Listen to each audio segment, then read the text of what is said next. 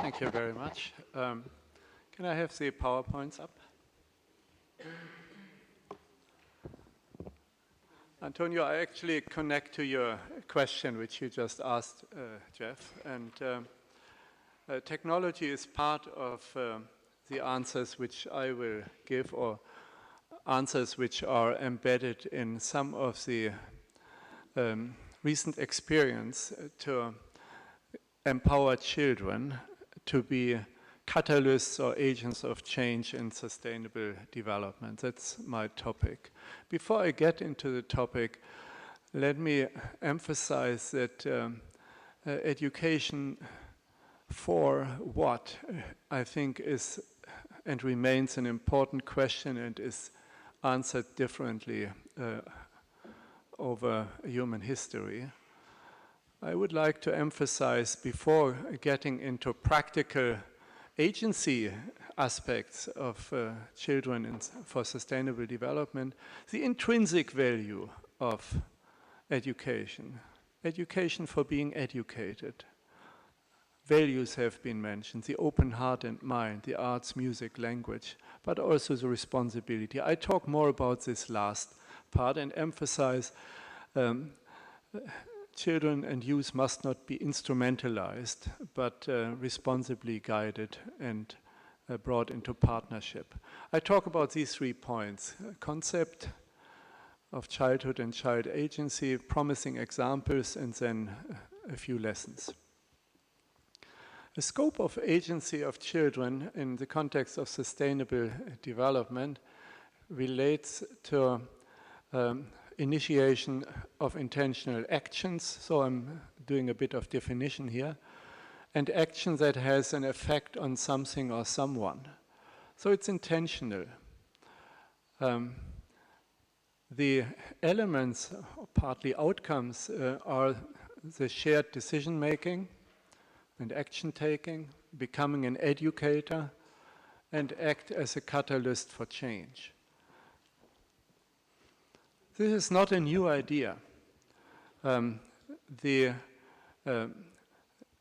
traditional thinking about what is childhood and what role children has evolved. It has even evolved substantially if you look at Old Testament and New Testament.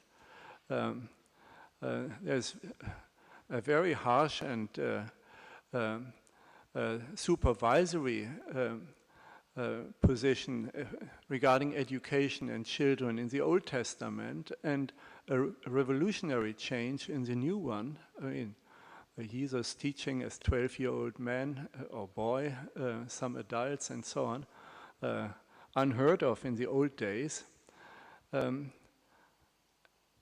The thoughts in Europe have also evolved in the last couple of centuries. I just point here the main thinkers. They have introduced, especially later Montessori and others, the agency of children. So children actually playing a role in having an influence on their context and on the environment.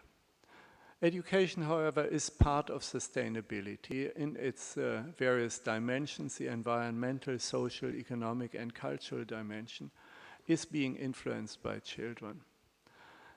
Before proceeding, I must underline the great diversity and dynamic changes of children's context.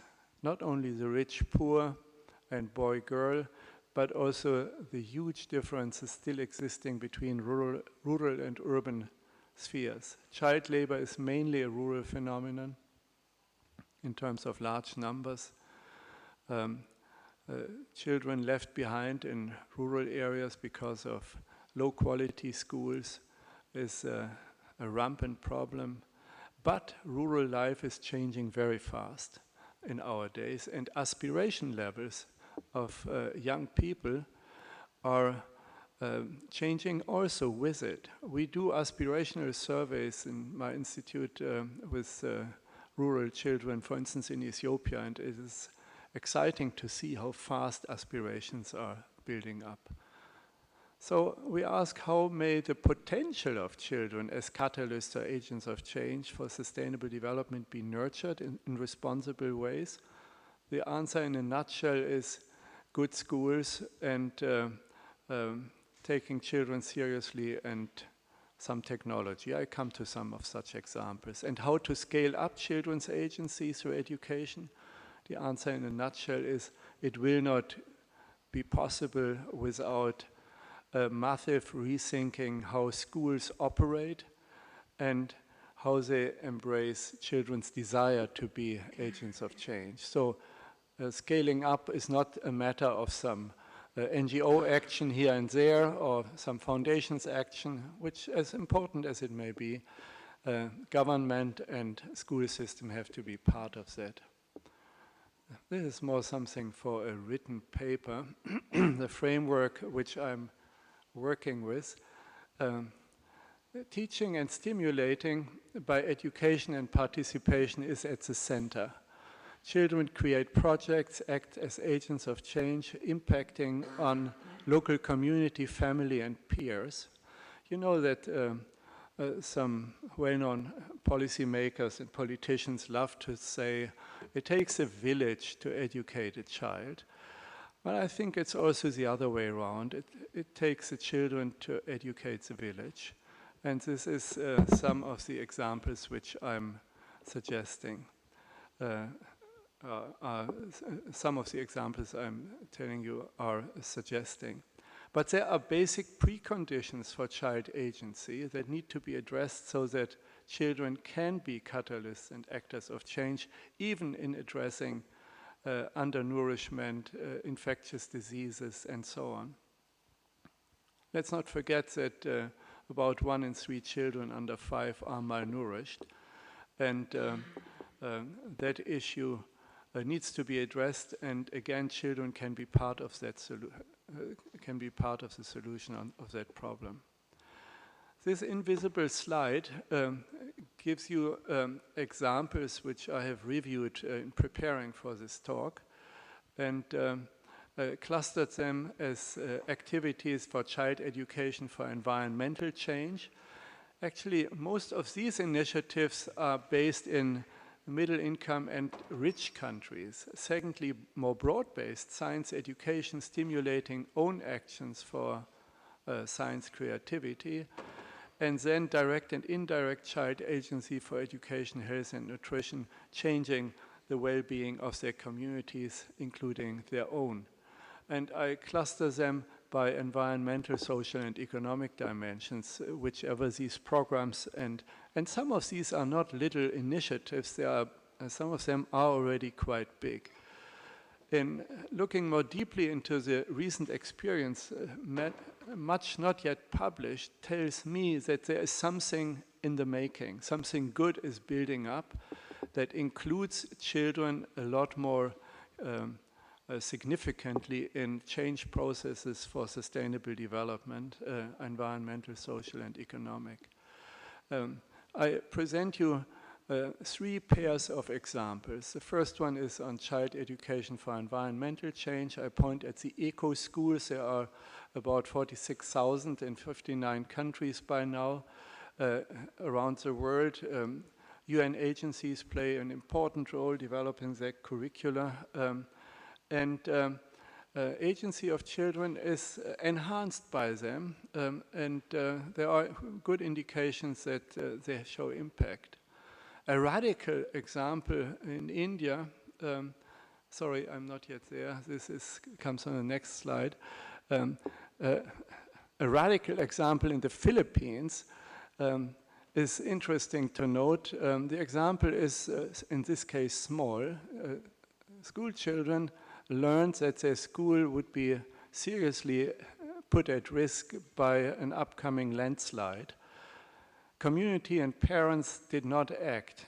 Children mobilized in the school children, young teenagers mobilized in the community to alert the community and their parents of the risk. The school was moved, which wouldn't have been the case if the children wouldn't have taken that action.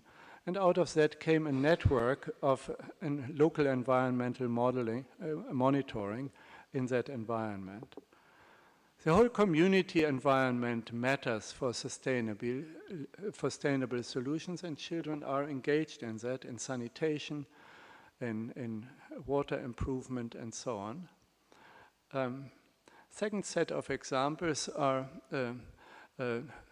first the long experience with awards for young researchers at teenage, for instance in Germany, on bringing about real new inventions, Jugendforscht, youth engaged in research, a tremendous impact of accelerating science education with long-run impact. A completely opposite example is from India, the so-called barefoot colleges in 6 states in India, created by Mr. Roy over the last 3 decades, where children play the role of the governing board in schools. They can hire and fire teachers. They engage with community. And solid impact studies are lacking, but an interesting experience, and especially in poor areas. Last set of examples, Children's Agency for Health, Nutrition and Agriculture.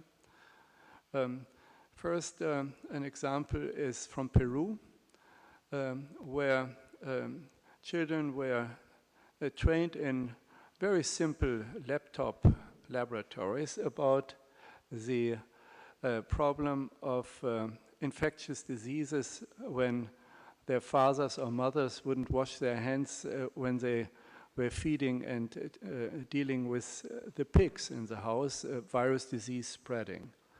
Lots of programs exist trying to teach parents. Here the children were taught, and the effect was phenomenal because they passed it on to their parents, became agents of change, lots of positive health effects there. Second example is what we did in Ghana, by the way also in Bangladesh, giving school children, these school children, fairly sophisticated water testing equipment. And they tested the water in their communities, in their households, and the outcome was phenomenal. That was recently completed. Water and sanitation and health conditions in the households improved a lot. Actually, they improved more by giving the girls the equipment than the boys, but still, effect was very significant. So, enthusiasm, technology, combined with teaching, it could make a huge difference. School children can also be agricultural extension agents. That's, by the way, another example from Peru, where the small pictures on the left show what to do to deal with pest worms attacking the cornfield, and on the right you see the school children getting briefed about what to do, building up a trap and so on. Massive improvement in agricultural productivity. So the effectiveness of children who are involved anyway in this community, 80 to 90% of children sometimes help in agriculture. They wouldn't do more work, but they had an impact on their fathers and mothers as agents of change. Let me conclude. Children have the potential to be catalysts or even agents of change for enhanced sustainability in their environment and beyond. Childhood possibly is becoming secretly redefined again around the world, especially in the developing world, when children have better access to education and when they have better access to information and communications technology. I have 4 implications I would like to highlight in the end. Number one, invest in poor children's basic preconditions to become capable as agents of change. 2, strengthen the role of research for identifying best fits, not best practices, best fits of enhanced child agency. And 3, share experiences worldwide, including among children with social media. And 4, scaling up. Scaling up these initiatives requires, as I hinted at earlier, broad coverage in school systems, and consider building this up to some sort of a movement. Thank you very much for your attention.